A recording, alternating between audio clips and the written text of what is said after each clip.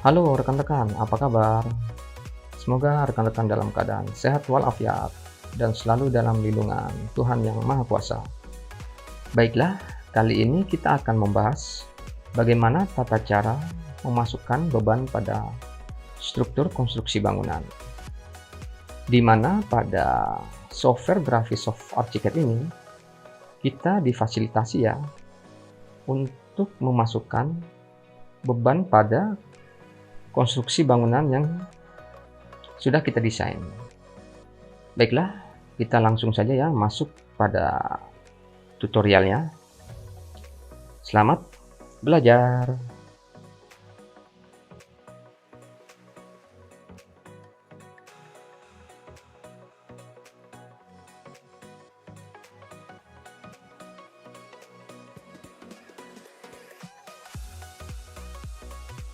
Baiklah, kita masuk pada dokumen, kemudian kita pilih grafik override, lalu kita pilih structural plan ya. Di sini kita akan melihat adanya pembagian antara elemen arsitektural dan elemen struktural ya. Kemudian untuk elemen arsitekturalnya kita sembunyikan terlebih dahulu untuk kita hide ya. Ini dimaksudkan agar memudahkan kita dalam memasukkan beban pada elemen struktural.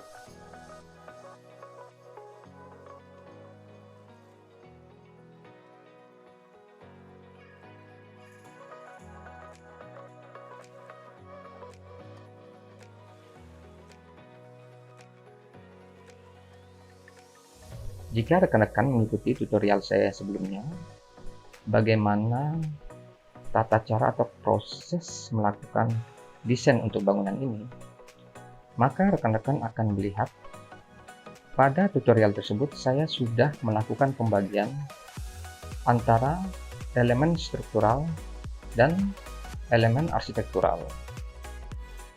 Jadi pada saat kita melakukan proses desain, kita harus tertib ya untuk melakukan pembagian mana yang menjadi bagian struktural dan mana yang menjadi bagian arsitektural.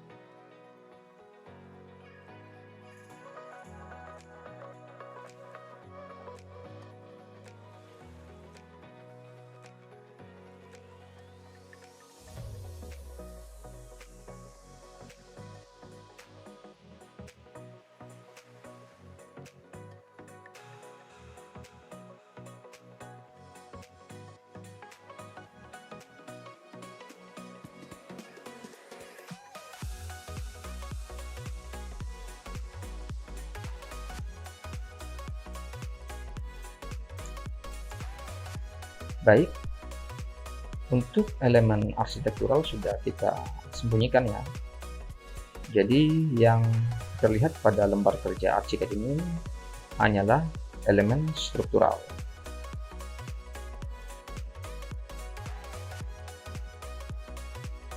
Sehingga dengan proses seperti ini, diharapkan nantinya kita akan dapat lebih mudah untuk memasukkan proses pembebanan pada struktur bangunan yang sudah kita desain.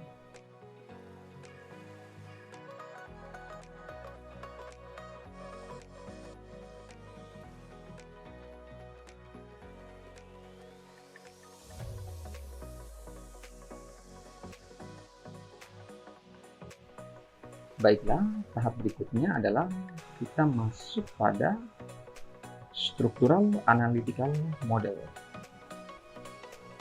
Untuk prosesnya kita tunggu sebentar ya.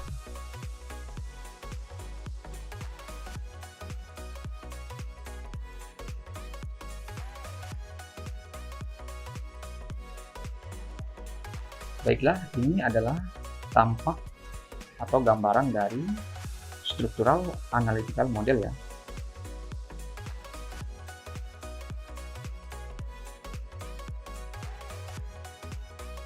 Baik, tahap berikutnya kita masuk pada option, kemudian kita klik load manager. Dalam baris dead loads atau beban mati kita klik new, kemudian kita beri nama beban dinding ya. Masuk dalam beban mati atau dead load, kemudian kita klik new lagi, lalu kita beri nama beban lantai dan plafon, kemudian kita klik OK. Lalu dalam baris beban hidup ya, kita klik new, lalu kita beri nama beban hidup atau life load ya.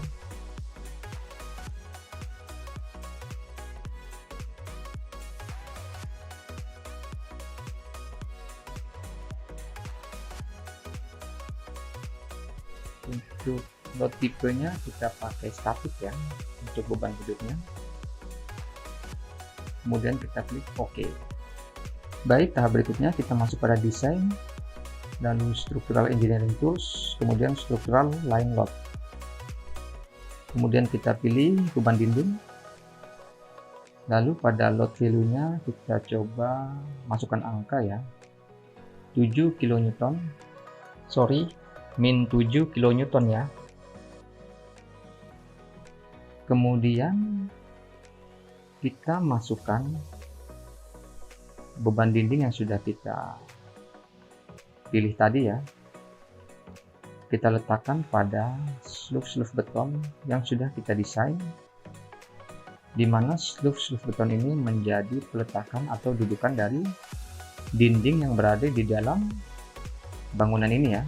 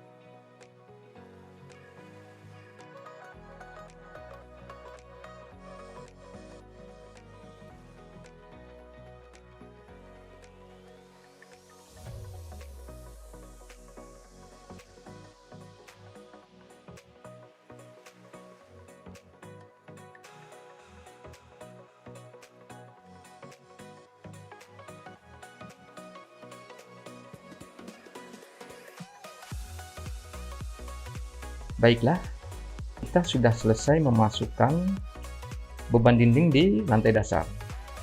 Berikutnya, kita akan memasukkan beban dinding dan beban dinding kaca di lantai 2 ya.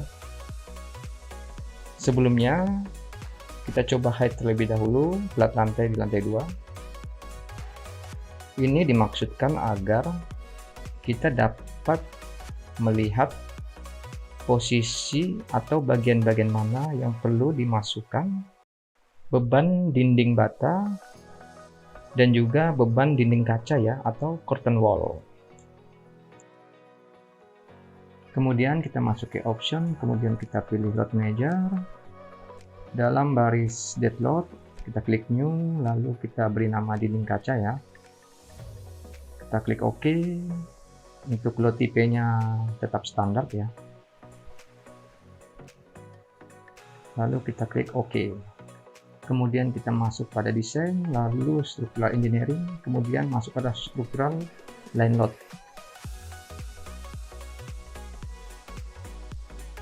Kemudian kita masuk pada dinding kaca ya, kita pilih dinding kaca. Kemudian pada load value kita masukkan angka min 3 kN ya. Mungkin rekan-rekan bisa melakukan perhitungan kembali ya untuk dinding kaca ini. Sebelumnya kita belum memasukkan beban dinding kaca ini di lantai dasar ya.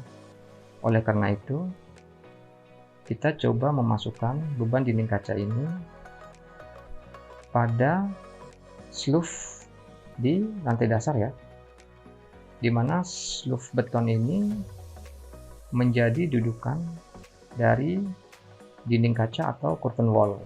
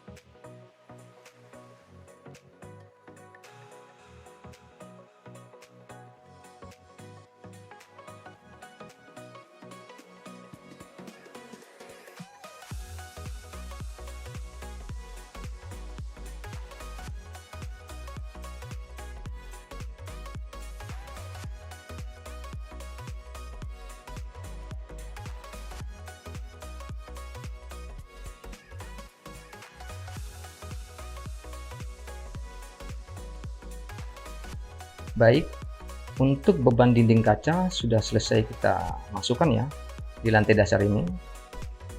Kita masuk ke dokumen, kemudian kita klik load manager, kita coba pilih beban dinding ya, untuk melihat perbedaan penempatan antara dinding bata dengan dinding kaca atau curtain wall. Baiklah, kita kembali ke option, kemudian kita pilih load manager, lalu kita pilih ya beban dinding, kemudian kita klik OK. Kemudian kita pilih beban dinding, lalu pada load value-nya kita ganti dengan angka min 7 kN ya. Oke, kemudian kita akan memasukkan beban dinding ini di lantai 2 ya. Kita letakkan pada balok-balok beton, di mana balok-balok beton tersebut menjadi dudukan dari dinding ya.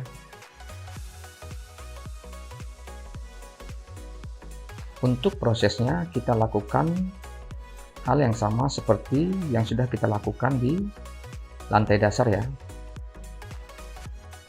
Jadi kita masukkan beban dinding ini pada balok-balok beton, di mana balok beton tersebut menerima beban dinding ya.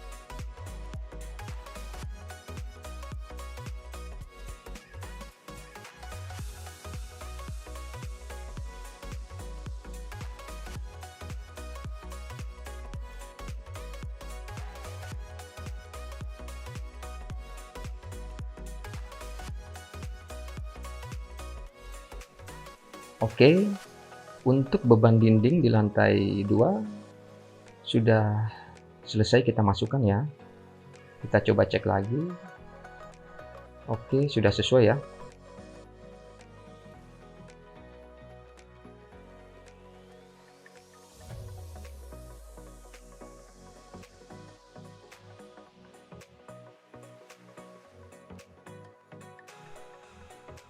Baiklah, kita kembali ke option, kemudian kita masuk ke load manager.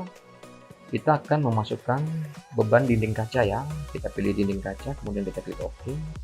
Untuk load value-nya kita ganti lagi menjadi min 3 kN. Kemudian kita pilih dinding kaca.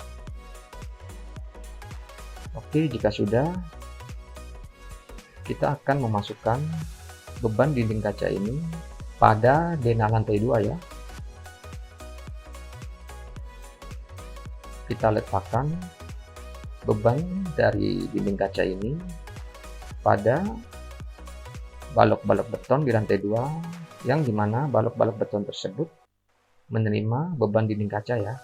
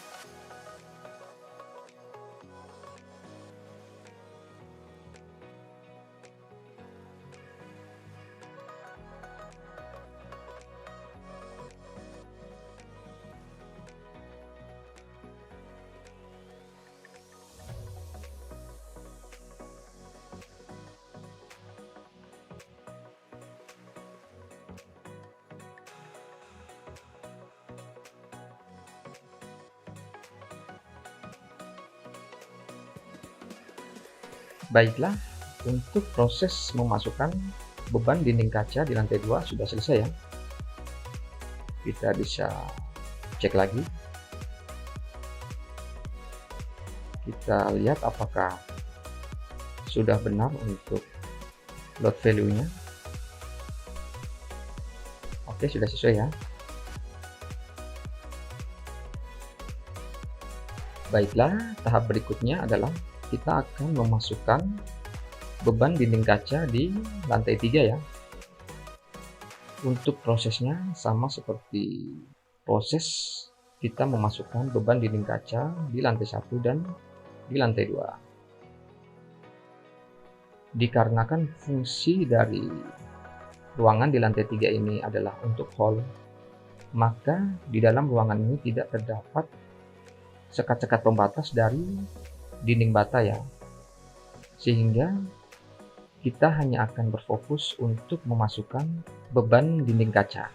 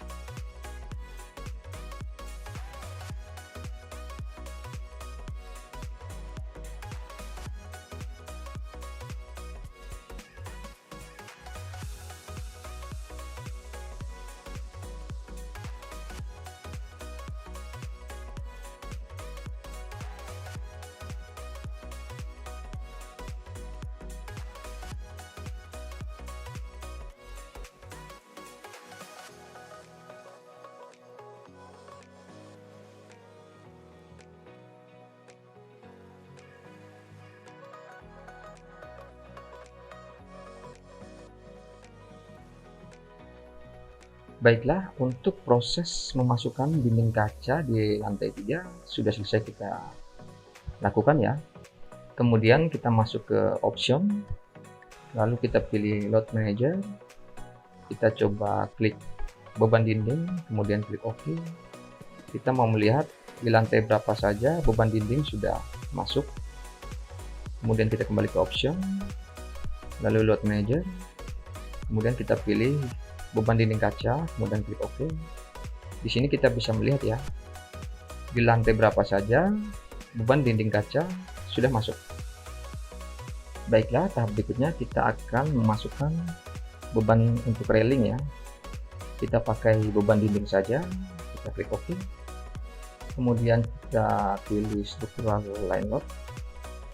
Lalu kita pilih beban dinding. Untuk load value-nya kita masukkan angka min 1 kN ya. Kemudian kita lakukan proses memasukkan beban railing ini pada posisi lantai 3 di mana railing ini ditempatkan ya.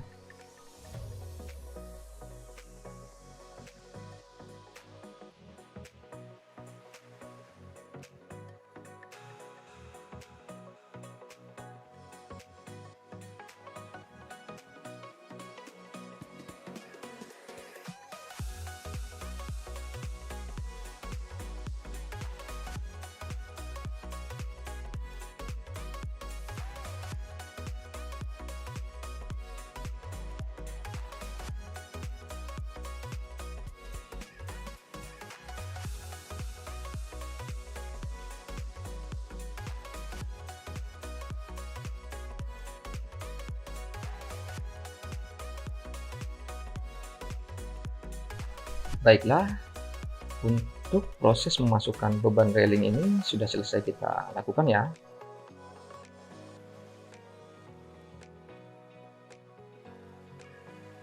Baiklah, tahap berikutnya kita akan memasukkan beban dinding atap ya. Kita unhide dulu untuk letak betonnya. Kemudian kita masuk pada option. Kemudian kita klik load manager, kita pilih beban dinding ya, kemudian klik OK. Kita masuk pada desain, kemudian kita pilih struktural line load. Untuk load value-nya kita masukkan angka min 2 kN ya.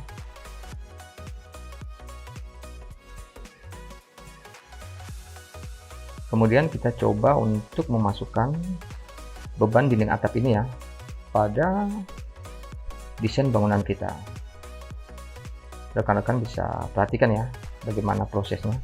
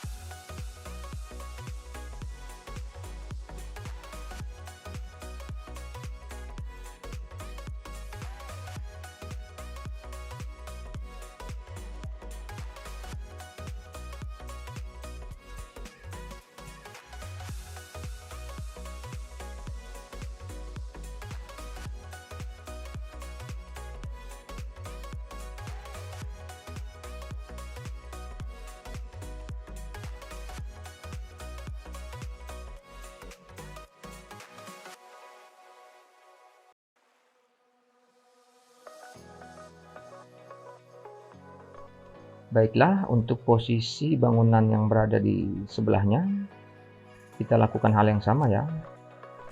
Kita masukkan juga beban dinding atapnya.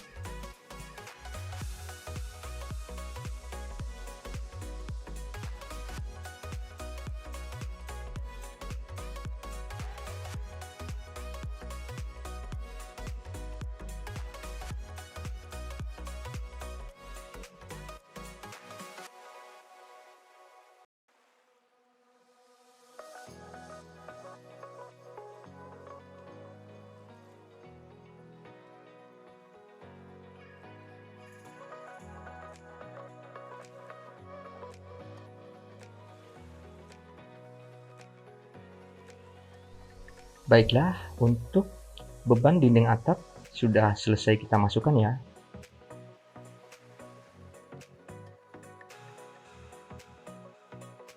Baiklah, tahap berikutnya kita coba masuk ke dokumen, kemudian layer, kemudian kita masuk ke struktural. Kita coba aktifkan kembali plat beton, kemudian kita klik OK. Baik, untuk plat betonnya sudah masuk ya. Sudah terlihat lagi pada desain bangunan kita ini. Kemudian kita masuk ke option, kemudian load manager. Pada grup beban mati kita coba klik new ya. Kita masukkan beban tandon atau beban untuk tempat penyimpanan air ya.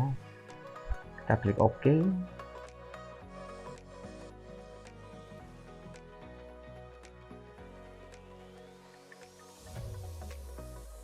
Untuk load tipenya kita tetap pakai standar, kita klik OK. Kemudian kita masuk pada desain, kemudian kita pilih struktural point load. Kemudian kita pilih beban tandon. Untuk load value-nya kita masukkan angka min 10 kN ya.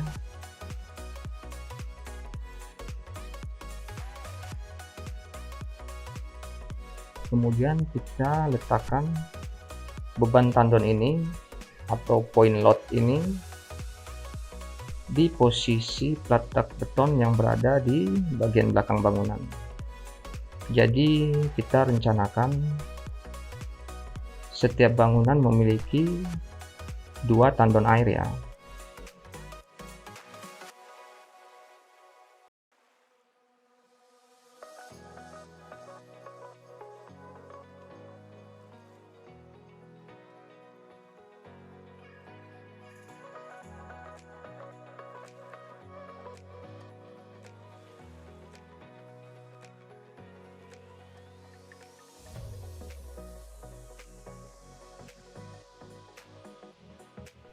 Baiklah, setelah beban tandon selesai kita masukkan, kita kembali masuk pada load manager, kemudian kita pilih beban lantai dan plafon, kemudian kita klik OK, lalu kita masuk pada desain, kemudian kita pilih structural surface load.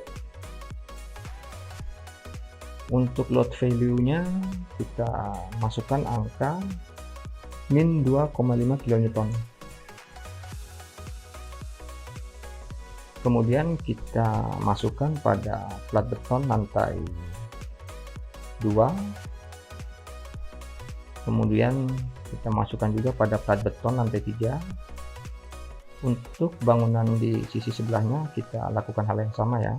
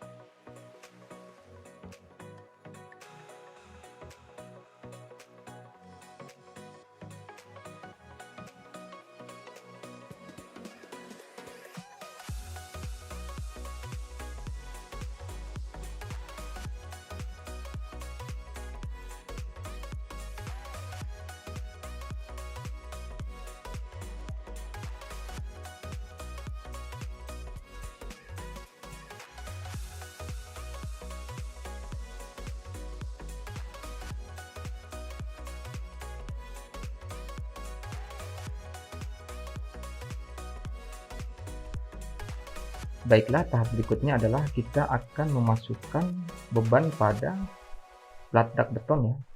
Kita masuk pada desain, kemudian kita pilih structural surface load, lalu kita pilih beban lantai dan plafon. Untuk load value-nya kita masukkan angka min 2 kN, kemudian kita masukkan ya beban lantai dan plafon ini pada plat dak beton. Rekan-rekan bisa lihat ya bagaimana proses pekerjaannya.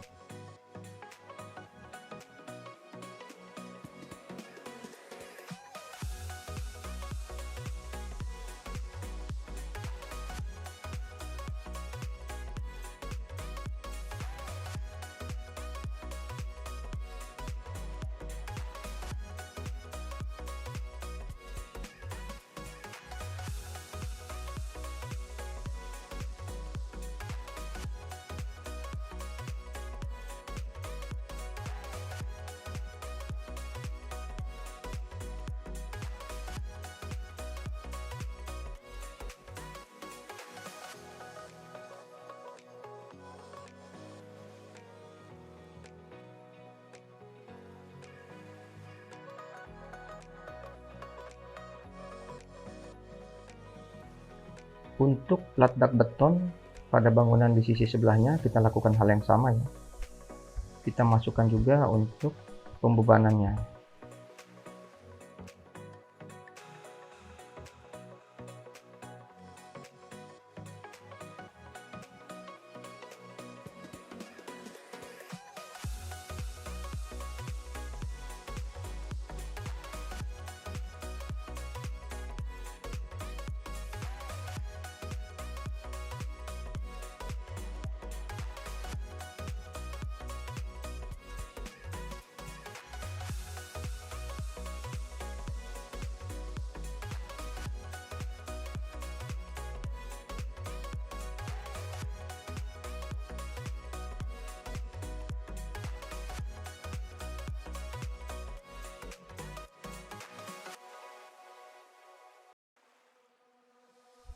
Baiklah, tahap berikutnya kita akan memasukkan beban hidup ya. Kita masuk pada option, kemudian kita pilih load manager, kemudian kita pilih beban hidup, lalu kita klik OK, kemudian kita masuk pada desain, lalu kita pilih structural surface load, kemudian kita pilih beban hidup. Untuk load value-nya kita masukkan angka min 4,79 kN ya. Kemudian kita masukkan pada plat beton lantai 2, plat beton lantai 3, dan juga nantinya akan kita masukkan pada plat dak beton ya, walaupun nantinya di plat dak beton itu nilai bebannya lebih kecil ya.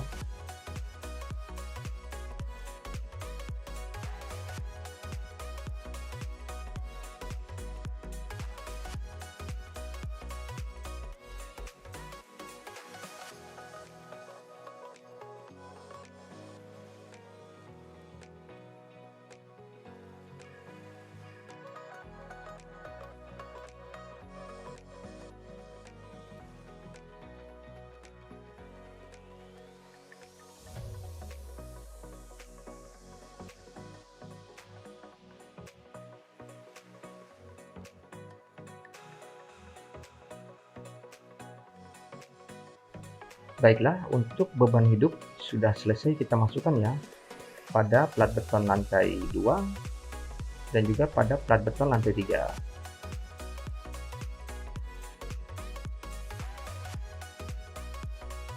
Baiklah, seperti yang saya sampaikan tadi bahwa kita juga akan memasukkan beban hidup pada plat dak beton ya. Maka kita kembali masuk pada struktural surface load, kemudian kita pilih beban hidup. Lalu untuk load value-nya kita ganti dengan angka min 2,5 kN ya. Nilainya lebih kecil karena aktivitas di atas plat dak beton ini tidak terlalu banyak ya. Hanya sesekali saja adanya aktivitas di plat dak beton bangunan ini. Kemudian kita lakukan proses yang sama seperti yang sudah kita lakukan sebelumnya. Kita masukkan beban hidup ini pada plat dak beton. Sampai pada tahap proses ini, saya yakin rekan-rekan tidak terlalu kesulitan ya untuk memahami bagaimana tata cara memasukkan beban pada struktur bangunan ini.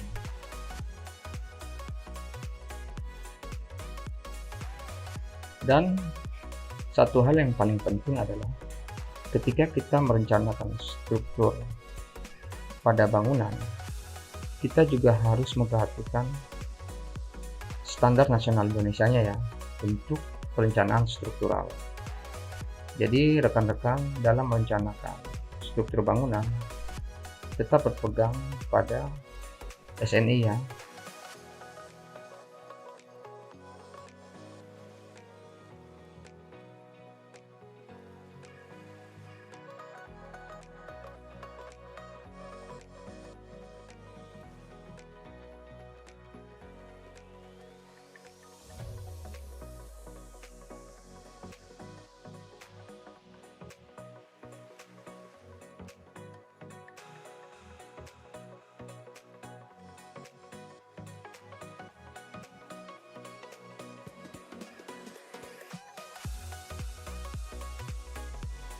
Baiklah, kita sudah selesai melakukan proses memasukkan pembebanan pada plat dak beton bangunan ini ya.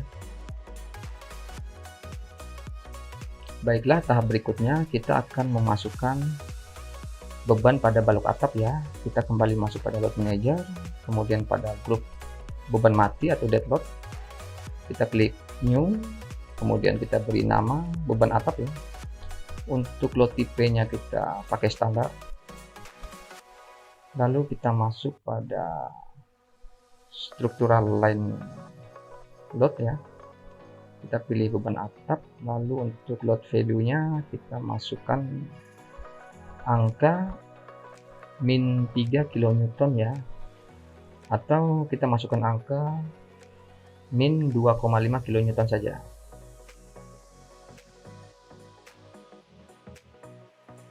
Oke, kemudian kita coba masukkan pada balok beton atap ya. Rekan-rekan bisa lihat posisi dan proses memasukkan pembebanan ini ya.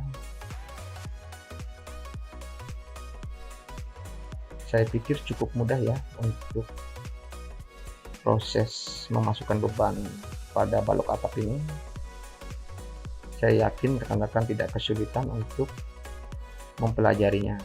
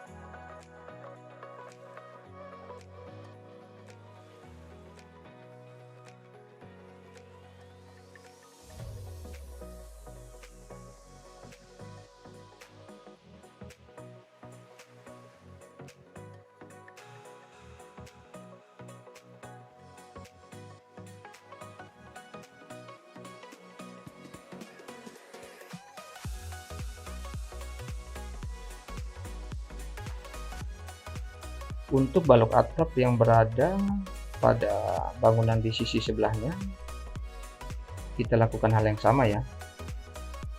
Kita coba untuk memasukkan beban pada balok atap tersebut.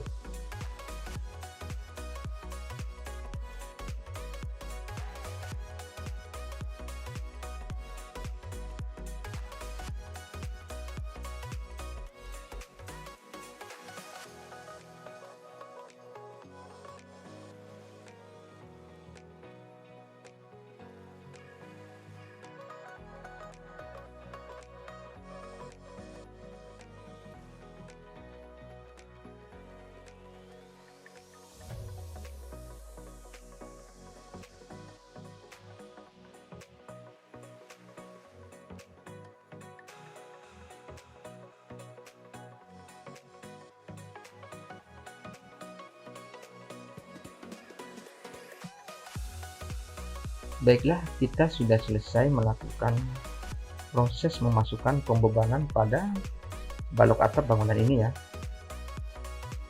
Semoga rekan-rekan tidak kesulitan untuk memahami bagaimana tata cara memasukkan pembebanan pada balok atap ini. Baiklah, tahap berikutnya adalah kita akan memasukkan peletakan ya pada pondasi atau structural support ya. Kita coba hide dulu untuk pondasi footbathnya. Kita masuk pada structural support, lalu pada structural support kita pilih rigid semua ya, kemudian kita klik OK, lalu kita masukkan pada bagian pondasi bangunan ya. Kita klik saja pada bagian ujung dari pondasi atau bagian bawah kolom pondasi ini ya.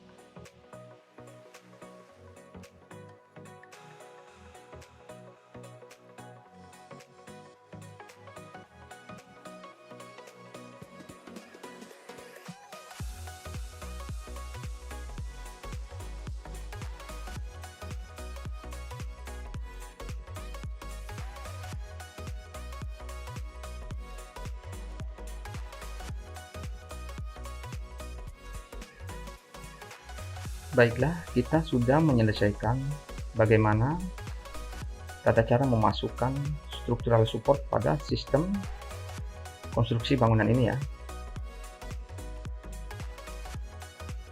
Baiklah, kemudian kita masuk pada option, lalu kita klik load manager. Kita mau cek ya, apakah semua beban sudah masuk pada desain bangunan kita. Oke, kemudian kita masuk lagi, kita klik beban dinding. Kita lihat ya, apakah beban dinding sudah masuk sesuai dengan apa yang kita rencanakan. Kemudian kita masuk lagi, kita pilih beban lantai dan plafon. Kita cek ya, apakah semuanya sudah masuk. Jika ada yang belum masuk, kita harus memasukkan beban tersebut ya. Kemudian kita masuk lagi untuk cek beban terpusat atau load point ya. Oke, sudah masuk. Kemudian kita masuk lagi, kita coba cek untuk beban dinding kaca ya, atau curtain wall. Baik, sudah masuk ya. Kemudian kita coba untuk pilih beban hidup. Kita cek. Baik, sudah masuk ya. Jangan sampai ada beban yang tertinggal ya, atau beban-beban yang belum masuk. Itulah gunanya kita melakukan checking kembali ya. Kemudian untuk analytical modelnya kita nonaktifkan kembali. Kita lihat ya, bentuk dari struktur konstruksi bangunan ini.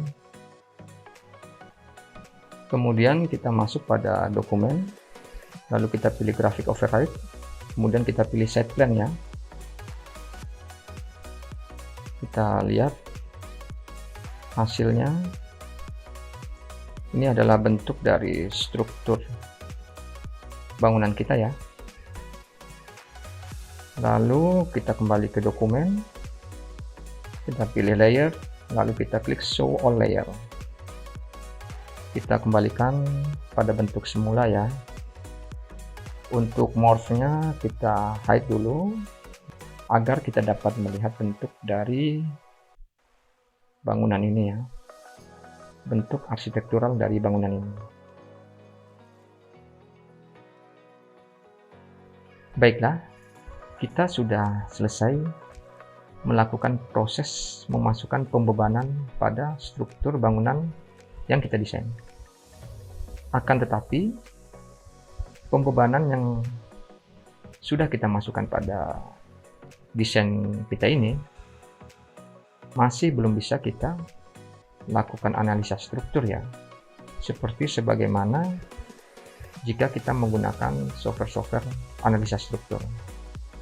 Saya juga sangat berharap mudah-mudahan kedepannya Archicad dapat memfasilitasi pengguna untuk dapat melakukan analisa struktur pada software ini ya, sehingga kita dapat mengerjakan satu project tanpa harus berpindah pada software yang lainnya. Misalnya saja ketika kita mau melakukan analisa struktur, kita harus pindah ke software struktur yang lain. Akan tetapi, dengan adanya fasilitas untuk memasukkan pembebanan pada struktur bangunan kita di software Archicad ini, sudah sangat membantu ya, ketika kita akan memberikan presentasi kepada owner atau kepada klien.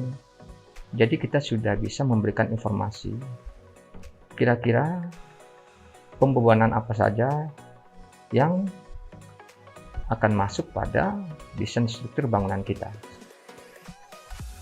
Perlu saya tekankan sekali lagi bahwa analisa struktur sangat penting dilakukan ya, agar kita dapat mengetahui bagaimana reaksi dari sistem struktur bangunan kita ketika sistem tersebut dimasukkan pembebanannya. Bisa jadi dimensi struktur yang sudah kita desain, ketika kita masukkan pembebanan, dan kita lakukan analisa struktur, maka dimensi tersebut bisa mengalami perubahannya sesuai dengan reaksi pembebanan yang diterima ya. Jadi saya harapkan rekan-rekan ketika selesai memasukkan pembebanan, rekan-rekan tetap harus menganalisa ya sistem struktur yang sudah dimasukkan pembebanan tersebut, sehingga rekan-rekan bisa mengetahui apakah sistem struktur tersebut benar-benar dapat menahan beban-beban yang sudah kita berikan. Dan perlu saya tekankan juga bahwa dalam proses memasukkan pembebanan kita harus merujuk pada Standar Nasional Indonesia ya, atau SNI, yang sudah ditetapkan oleh pemerintah ya. Jadi kita harus detail dan harus fokus ketika kita memasukkan pembebanan pada struktur bangunan kita. Di sini saya juga akan mencoba mengekspor desain bangunan kita yang sudah kita masukkan pembebanan menuju software analisa struktur ya. Saya juga belum tahu hasilnya seperti apa, apakah akan terbaca atau tidak pada software analisa struktur. Karena saya juga yakin bahwa ketika desain bangunan kita ini kita lakukan analisa struktur, pasti akan ada perubahan-perubahan dimensi pada sistem strukturnya ya, tergantung dari bagaimana pembebanan bereaksi pada konstruksi bangunan kita. Contoh paling kecil adalah untuk fondasi footpath bisa jadi mengalami perubahannya untuk dimensinya, baik dimensi panjang kali lebar maupun dimensi untuk ketebalannya ya. Atau bisa jadi fondasi kita bisa menggunakan pancang ya. Nah, oleh karena itu kita harus melakukan analisa struktur ya, agar kita dapat mengetahui sistem struktur bangunan kita sesuai ya dengan pembebanan yang diterimanya. Baiklah, sampai di sini dahulu untuk tutorial bagaimana cara memasukkan pembebanan pada sistem struktur bangunan kita. Kurang lebihnya saya mohon maaf. Dan di akhir kata saya ucapkan terima kasih banyak. Dan wassalamualaikum warahmatullahi wabarakatuh. Dadah. Tetap semangat.